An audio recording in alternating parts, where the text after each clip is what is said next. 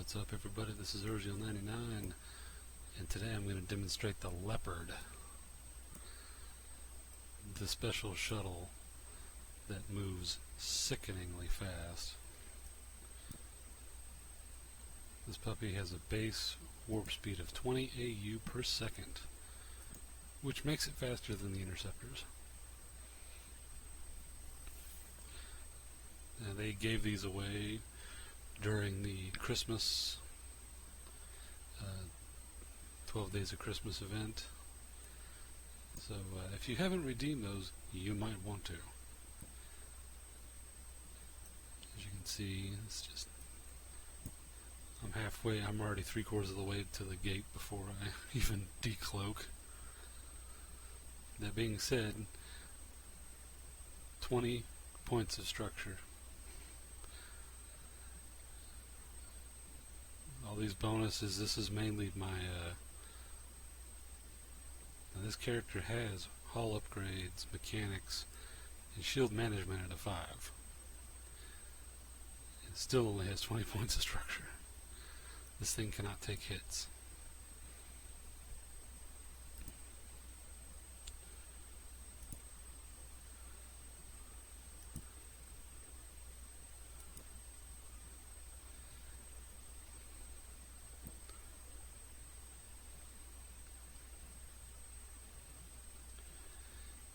As you can see, it's 312.5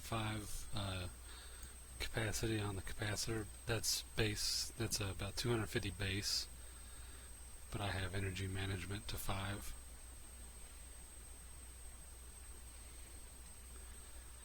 Max velocity 625. I have evasive maneuvering pretty high up there, so that's probably where that bonus is coming from. Base speed on a shuttle is 500 meters per second. As you can see, ship warp speed 20 AU per second.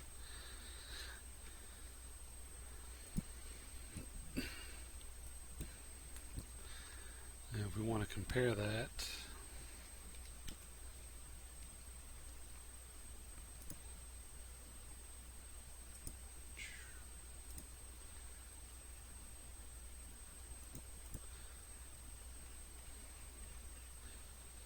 (8 AU per second on a Crow, which is an interceptor.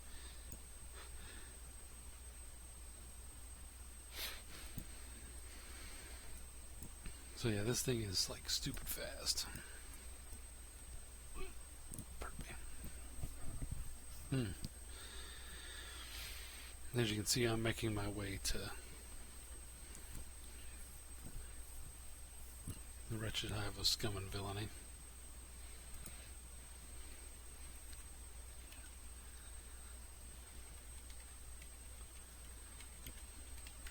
And as you can see, I'm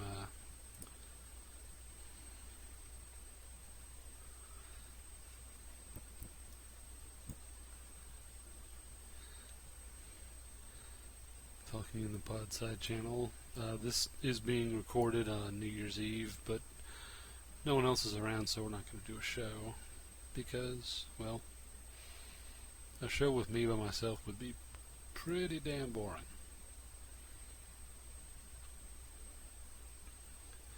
The only thing that can really stop this thing is bubbles, because unlike the interceptors, it is not interdiction nullified.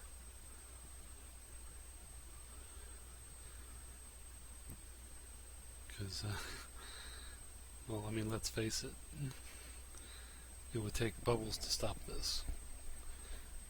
Even a sensor boosted, insta-locking tackle ship could not catch this thing. It goes to warp too quickly.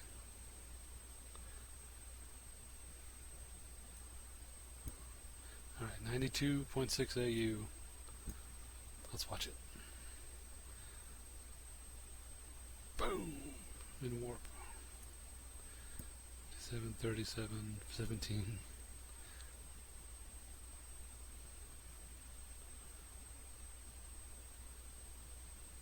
As you can see, it's slowing down. It spends almost as much time slowing down as it does frickin'. It spends more time slowing down than it does actually covering most of the distance. on these jumps.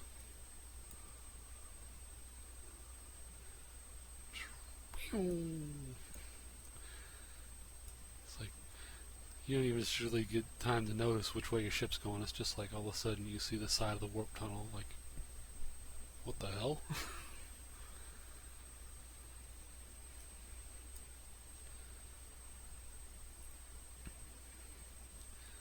So yeah, this thing is a pretty beast.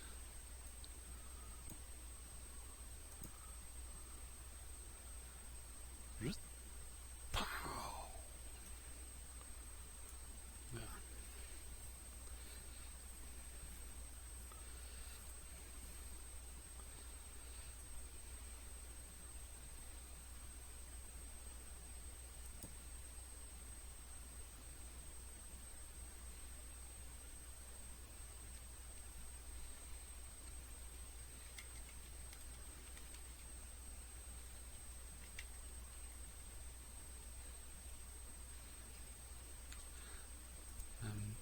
Despite my terrible spelling in the chat channel, I assure you I am not drunk.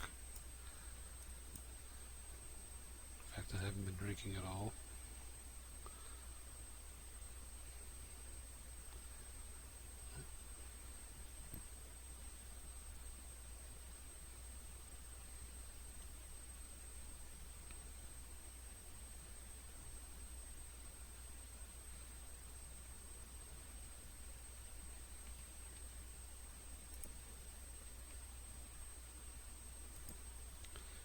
There you go. It's another big warp, 87.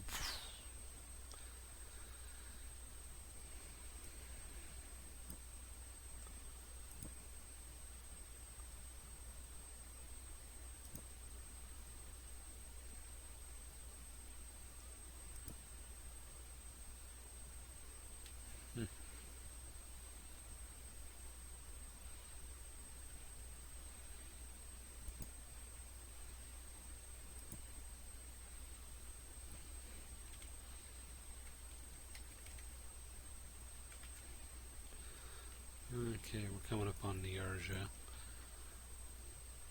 Of course, it's not really much of a concern in this. Now, before anyone gets any ideas about this being some kind of super Pwnmobile, it does have a shuttle's cargo bay, 10 cubic meters, and you can still be scanned.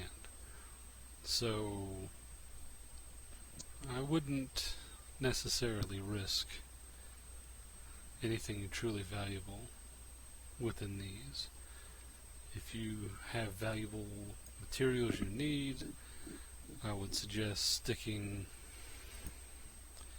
to a blockade runner since they can't be scanned. And they have covert cloaks.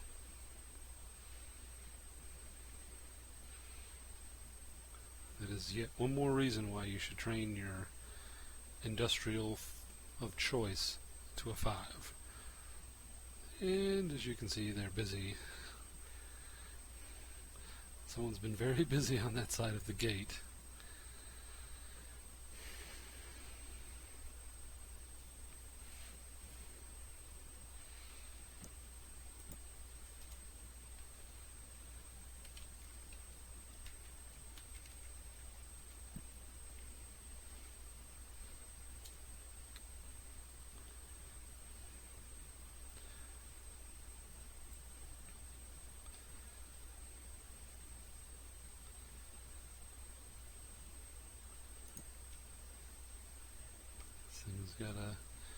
Definitely got some get up and go.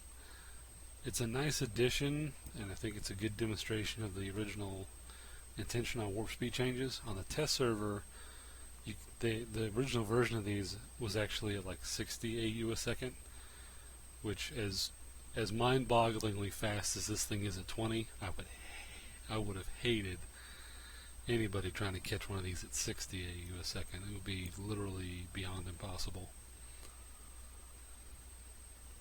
Short of having a jump bridge network where you can get ahead of somebody and just bubble their path like mad with stop bubbles, you're really not stopping this thing. And I guess a pipe would be the only real way you could do it. Because they decloak and move so fast, short of perpetually putting bubbles on your gates in a pipe system, or using a stop or drag bubble if you know which way they're going, but they're going to be there so quick. I mean, catching these things is not going to be easy by any stretch.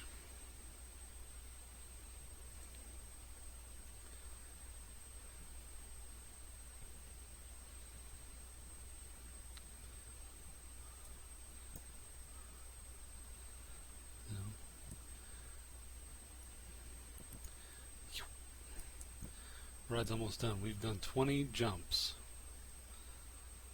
in this short amount of time together, and some of them have been fairly good length. I did this in an orca not too long ago, and I wanted to stab myself in the throat because I could go like 2.5 AU a second. Ugh. Boom.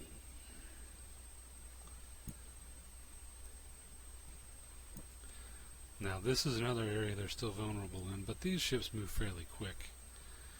Is when they get up to the docking platform, sometimes you don't get all the way to zero.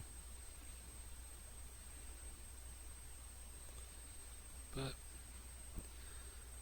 they can still move at 600 meters a second, so you can definitely close that ground really fast. Now that I'm in that wretched hive of scum and villainy, I'm going to close local because, well, it's Jita. I do notice a little crosshair there on the ship itself. Now, you only need Spaceship Command Level 1 to fly it, which every pilot has. I mean, you literally start the game with, I think, Spaceship Command 2. Why it has CPU and power grid, quite frankly, is beyond me. I didn't even notice that. 31.3 units power grid. Normally ships that cannot fit fittings, like shuttles and freighters, normally they only have 1 unit of CPU, 1 unit of power, and 1 unit of calibration. Pardon me. And for those of you who don't know, calibration is what's used to do rigs. High-level, higher-end rigs consume more calibration. The most any ship can ever have is 400 units of calibration. In fact, I think they all have 400. The ones that can fit rigs, at least. But it's definitely not going to win any fights. 584 effective hit points, so I mean, even an interceptor can take it down, and of course it can't fight back. But it's awful light on the mass. They're only 1,600 tons. So, overall, not a bad little ship.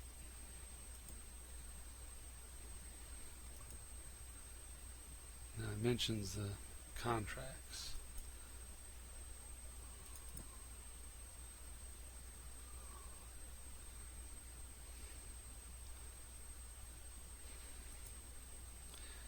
As you can see now, apparently they're not available on the regular market.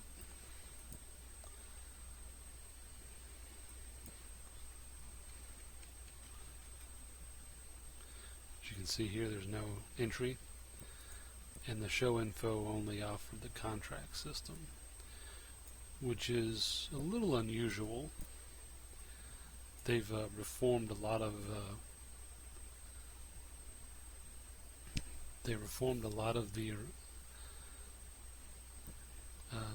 like the specific like faction or dead space modules, It used to be that they could only be acquired via contract system. However, they were added to the market. So I'm kind of curious as to why.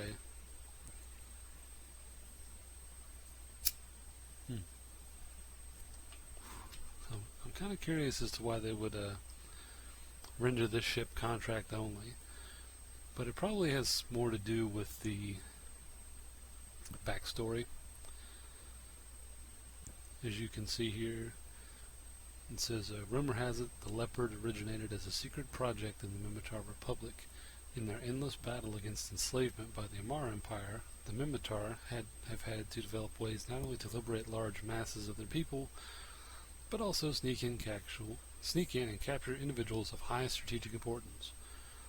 These kinds of black ops search and rescue missions might be executed for key people who were held by the enemy and possessed either special qualities the resistance needed or information the Republic couldn't afford having tortured out of them. It is notable that these individuals might not have all been Mimitar, and that the resistance movement is unlikely to have restricted itself from using the same methods on key Amar people they'd captured with the help of the Leopard.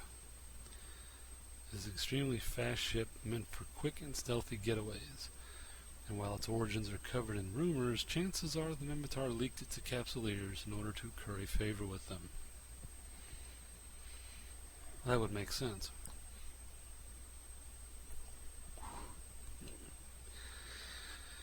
You wouldn't want your super secret black ops search and rescue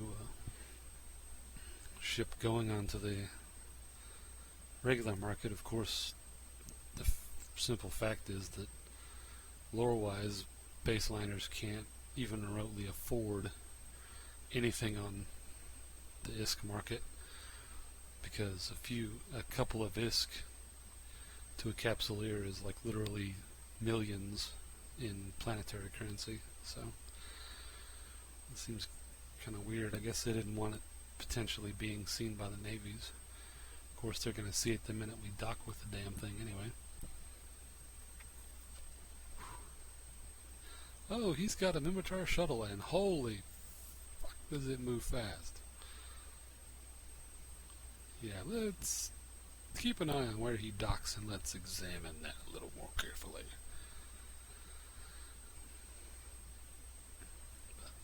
Overall, the Leopard is a pretty kick-ass gift if you just need to go from point A to point B with a clone. It can get you there. It won't carry cargo, and I wouldn't risk cargo in it because it is true to the Mimitar definition of fragile, like of course all shuttles are. So